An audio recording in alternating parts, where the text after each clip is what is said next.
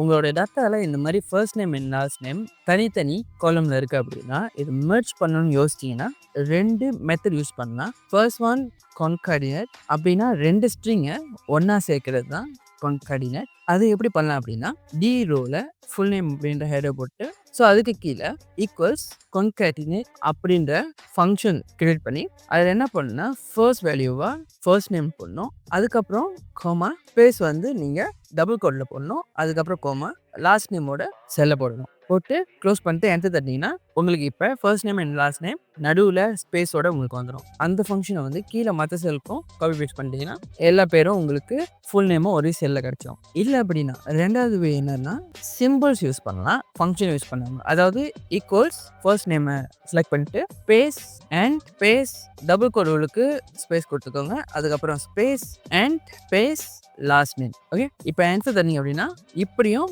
உங்களோட first name and last நேமை கான்கார்டினேட் பண்ணலாம்.